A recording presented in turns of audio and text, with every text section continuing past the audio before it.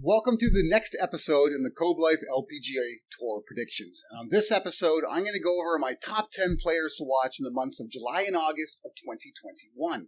And that, of course, includes the Tokyo Olympics. So every single player on my list will actually be attending that event. I'm also going to include a few dark horses to watch at that particular event, but not necessarily every other event that's happening through these couple of months. And I'm going to begin at the top of the Rolex rankings and work my way down. So it starts with the new world number one, NELLY KORDA. NELLY KORDA, I've got to say, has surprised me a lot this season. It did not surprise me that she came out on fire because the Kordas have been playing great all last season as well as into this season. And it does not surprise me to see her eventually ascend to the world number one spot. It's how she did it that surprised me. The fact that she won back-to-back, I never predicted that. I flat out said, I don't think she's going to go back-to-back in a tournament. It's so difficult to do. I highly doubt it's going to happen, but she did it anyways. And on top of that, she won in very impressive fashion at the PGA Championship. And that also surprised me after seeing the horrible showing that she had at the Women's US Open. So Nelly's on fire right now. She's the hottest player on tour. And she's going to be carrying that momentum, I guarantee you, into the Olympics. She's got to be seen as one of the favorites there. And really, any event that she enters up until that point, it's hard to say whether or not she'll be there to really try and get the win or just get herself prepared for the Olympics in Tokyo. My second player is actually the third player on the Rolex rankings, and that's INBEE Park. And those of you that follow my channel will know that I actually predict INBEE Park to potentially be the world number one at the end of this year. I was really rolling with Jin Young Ko at the beginning of the season, but for whatever reason, she's just not firing at 100% this season. Her approach play has been a little bit off, and that's really a key to her game. So it does not surprise me to see her fall a bit. She will not fall out of the top 10. Jin Young Ko is just too good for that.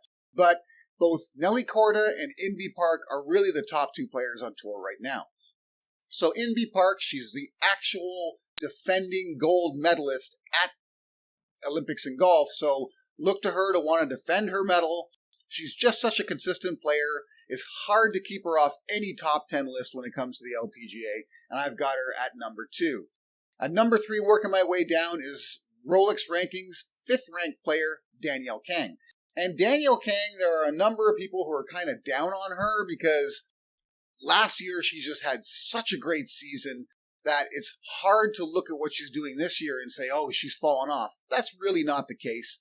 She's kind of worked herself back into form. Her last few finishes have really been her best. She just keeps getting better, and it looks like she'll be firing on all cylinders by the time she reaches Tokyo. So DANIELLE KANG's got to be considered sort of like the other American to really watch at that particular event and every event leading up to it because she's really trying to get herself into top shape. At number 4, I've got HYO-JOO Kim. And I've got to give a lot of respect to HYO-JOO Kim because I've been talking all season long about who might take her spot, and no one did. In fact, in order to defend her position as the last of the South Koreans that will be going to Tokyo, she went ahead and just won an event this year to put any doubt aside that she was going to be representing South Korea. I thought So Yeon-roo, maybe Jeongnam Lee-sik, would actually take over her spot, but that just did not happen. HYO-JOO Kim's been playing great. She's been very consistent, and she knows how to win, so I like her. And ranked currently as the 6th best player in the world, she's got to be a threat to win in Tokyo. The 7th ranked player in the world is fellow Canadian Brooke Henderson, and everybody knows Brooke Henderson. Brooke Henderson always shows up in the big events. She's got the game to pretty much win anywhere. She's really a power player, but she has that great sort of deft skill in and around the green, so depending on how things are set up in Tokyo, that's really a big factor here, is we don't know how the course is going to be set up. But Brooke has the ability to really adapt to practically any course. She doesn't necessarily have to rely on her power game because she's got that great short game as well. So I like Brooke to threaten for a medal in Tokyo and look to her to compete at every big event that she's in over the next couple of months. At number 6, I've got the 8th ranked player in the world, and that's YUKA SASO. YUKA SASO represents the Philippines, and they've got to be excited to have her representing their country at the Olympics for the LPGA women's golf. And man, YUKA SASO is a power player. That is her game. She is truly a power player. And if this course plays long, or if there's a lot of sort of wide fairways for her to take aim at, man, she's a threat to win. So I like YUKA SASO. She's going to have a lot of pressure on her because the Philippines, being such a small nation, I mean, they're going to be really behind her to come back with a medal. So we'll see what happens there, but I really like YUKA SASO over the next couple of months. At number 7, I've got LYDIA Cobe. Now, LYDIA Cobe has moved herself into the top 10. She's now the 10th ranked player in the world.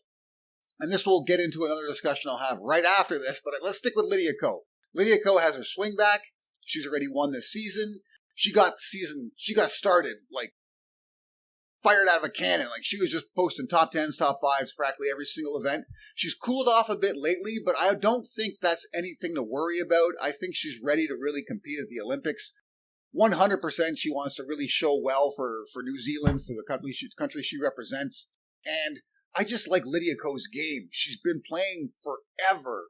Big moments don't really get to her. She's very calm out on the course. She kind of reminds me of INBEE Park in that way, where they just go about their business and do what's necessary.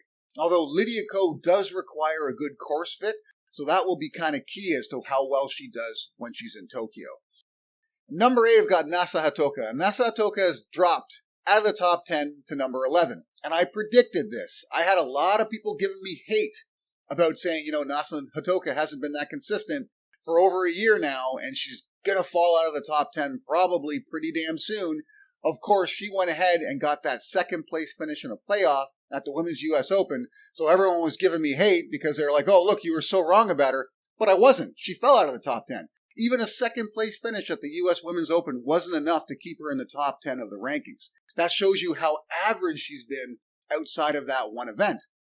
That being said, this Olympics is in her home country. This is in Japan. So she's got to be fired up for this. I guarantee you they're going to try and do whatever they can to kind of build the course in such a way that it favors their players. They're not the longest hitters, although she does have pretty decent length. For her, it's more of a pinpoint sort of attacking type game. So really, she's a second shot golfer. If they can set up the course to benefit her that way, she can do well there. So I got to include her. She's the hometown hopeful, really, when it comes to playing in Japan. So I kind of hope she does well there. But again, she fell out of the top 10 for a reason. So temper your expectation. At number 9, I've got probably the second hottest player on tour right now, and that's TAVATANAKIT. TAVATANAKIT is just taken over, right? She got the early major win at the ANA Inspiration. She is a true bomber. She plays with such confidence for being so young and new on tour. She just looks poised to pretty much win anywhere, and she shows up at all of the big events. All of the big events, you'll see her on the leaderboard. You'll see her somewhere near the top. So she's got to be amped to represent her country in Tokyo, and I love her game. I love the poise she shows so early. She's one of my favorites, really, to come home with a medal. And at number 10, I've got SHANSHAN FENG representing China. And SHANSHAN FENG is, going back, TAVATANAKIT is currently ranked 12th in the world. Now we'll get on to SHANSHAN FENG, who's ranked 19th in the world. And she's already gone out and said that this could potentially be her last year on the LPGA. The Olympics might even be her last event, right? She took that full year off. She enjoyed herself, not having the stress of golf. Although when she plays, she doesn't look stressed out at all. Still, she's kind of ready to call it quits. She's ready to call it a career. And it would not surprise me if she decides to make the Olympics kind of her swan song, especially if she can put together a good showing there, represent her country, and come away with a medal. So SHANSHAN FENG finishes my top 10 list. Now I'm going to add 5 additional players that could potentially really show out at the Olympics themselves. Leading up to that, you never know, right? They have kind of up and down games this year. Some of them require specific courses to do well. But these 5 players could potentially upset one of the original 10 I've listed at the Olympics themselves. And I've got NELLY's sister, Jessica KORDA. Jessica KORDA doesn't have the complete game that NELLY has, but she has a better power game than NELLY.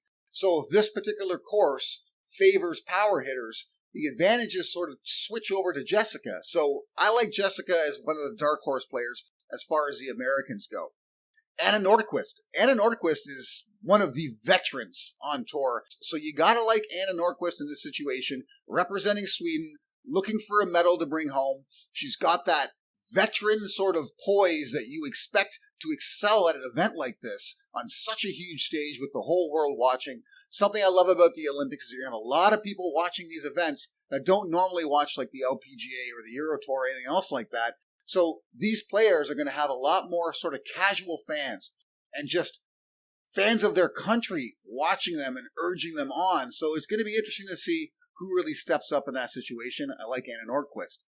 CELINE Boutier, the French woman, she's been playing great lately.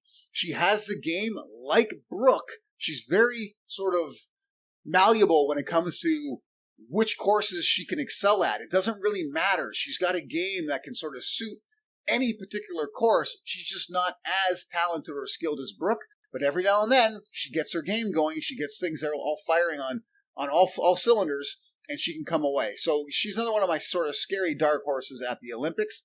I got LEONA MAGUIRE. She's practically a rookie. She's representing Ireland. She does not have length, okay? That's the one spot in her game that's sort of a weakness, but she gets around that with having pinpoint accuracy and great putting. And if this course has a lot of dog legs, a lot of tight fairways, thick rough, that can really benefit her, and she's got a chance to really make a statement early on in her career by coming away with any medal at the Olympics. If she comes away with bronze, that's huge. So I like LEONA MAGUIRE as another one of the sort of super sleepers, dark horses at that event. And the last, and I've talked about her recently, it's another woman from China. It's ZYU-LIN, affectionately referred to as Janet Lin. She's got an all-around game. She's had a fantastic season. I keep seeing her name in the top 5, top 10s of practically every event she's in. She's got to feel pretty good about her chances playing so close to home on a style of course that's probably familiar to her. So I like ZYU-LIN as the other dark horse coming out of China. And those are the players I want you to watch both July and August, and specifically at the Tokyo Olympics. Good luck.